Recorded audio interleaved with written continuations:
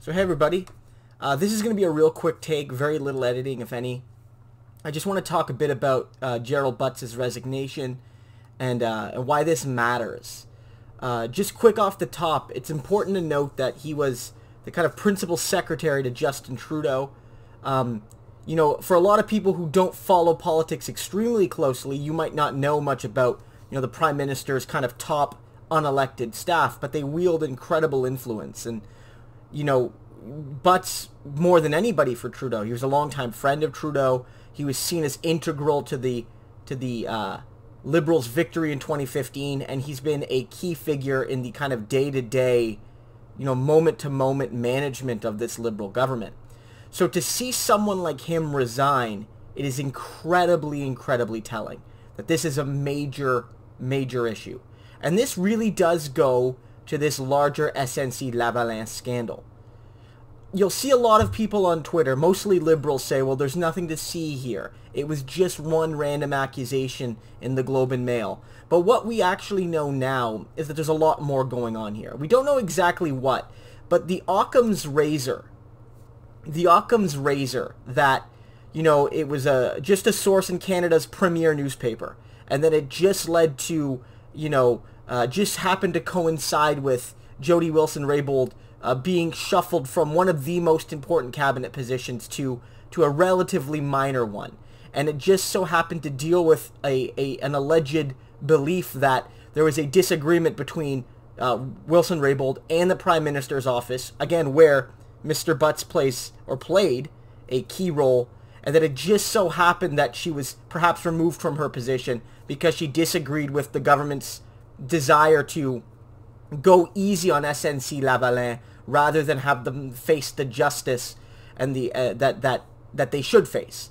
Wilson-Raybould, Canada's first woman Indigenous Justice Minister, allegedly refused to play ball with this act of putting the thumb on the scale from the PMO, and was punished for it. At first, again, it was said, well, this is just a routine shuffle. It doesn't necessarily matter. It could be for other reasons. Scott Bryson left his position. Maybe it's because she doesn't speak French. These are all lines that came out of the Liberal Party and Liberals on Twitter, Facebook, etc. But in the end, we really know that it was because she stood against the government on this key issue. And then this got a lot uglier. It got a lot uglier because it wasn't just about this scandal, this alleged scandal. It really became about the government's rhetoric crashing up against the historic and current realities of the Liberal Party. The Liberal Party likes to talk about gender equality, a gender-balanced cabinet, talk about reconciliation, putting women and people of color into meaningful positions. Yet we see they put a woman of color in a reasonable position of power. That's good. But when she started to use that power against them, then we saw that there was challenges to her power, that she was removed from her position. And worse than that, when the scandal started to blow up, what did we hear from our Liberal leader?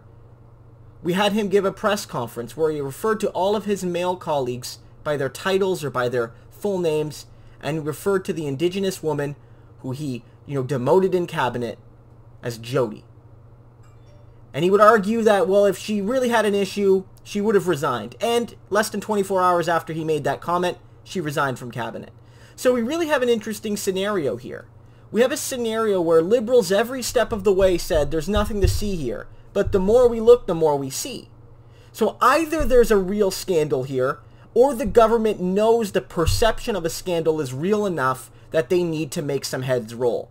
So it's not a surprise that Jerry took the fall. Either voluntarily, he fell on the sword because he felt it was what was best for the Prime Minister or for the party, or, he was quote-unquote asked to resign by the Prime Minister and perhaps left with a less than voluntary, frame of mind, if you will.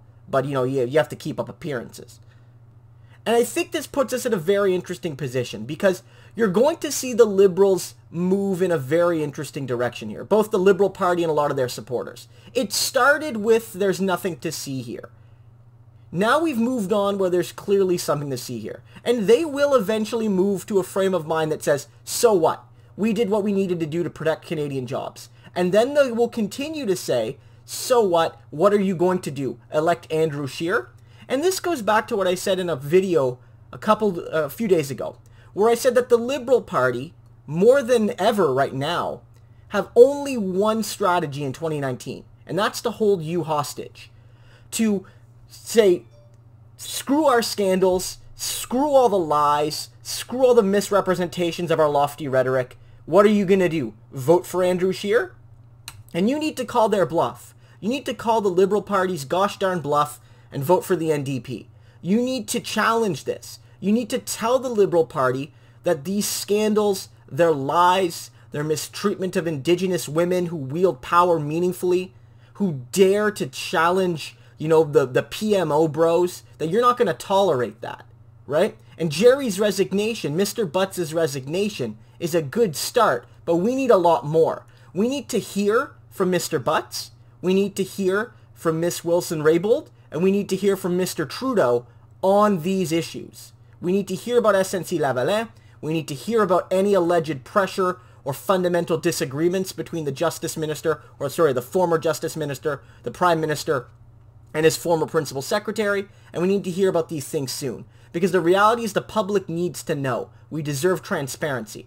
And again, you're going to be bludgeoned with it, that all this is an attempt by, Jagmeet Singh and Nathan Cullen, because don't mistake this. The Liberals on Twitter are trying to go on a counteroffensive to attack any progressive who dares to raise the reality that, one, maybe an impropriety happened here, or two, that there's any meaningful challenge to the Liberals actually not being as feminist or inclusive or progressive as they represent themselves to be. You're going to face opposition and pressure to that. And my answer to that is you need to make things clear that you will not be held hostage in 2019. That any fear-mongering about Andrew Scheer winning a majority government with 38 or 39% of the vote is not your responsibility when the government that promised 1,800 times to change the game and end a system where a party can win 100% of the power with 38, 39, 40% of the vote, that's the group that bears responsibility, not you. Not, NDP voters or Green voters or Bloc Québécois voters or regular Liberal voters who are maybe having second thoughts about the whole thing. It's not their responsibility. It's Justin Trudeau's responsibility, and it's his party's responsibility for not implementing electoral reform that would forever end the fear of an unrepresentative conservative majority government ever again. So again, that's where we are right now. There's something happening here. If there's not, this is not like what the Liberals on social media have said, that this is, an illegitimate scandal cooked up by the Globe and Mail and cooked up by the NDP or cooked up by anybody else. This is a real deal issue. You would not have seen, one of the most important cabinet ministers shuffled out and then resign, and you would not have seen the most powerful man in Canada, because make no mistake, Justin Trudeau was greatly dependent on Gerald Butts. He was the most powerful man in Canada, or if not, certainly the most powerful non-elected man in this country. And he is no longer in his office as of, an hour ago, a couple hours ago. This is real. Don't let up. Don't let people scare you into hiding scandal and hiding racism and hiding misogyny just to protect a government that lied to you and doesn't deserve it. Keep fighting. And don't let them keep you prisoner in 2019.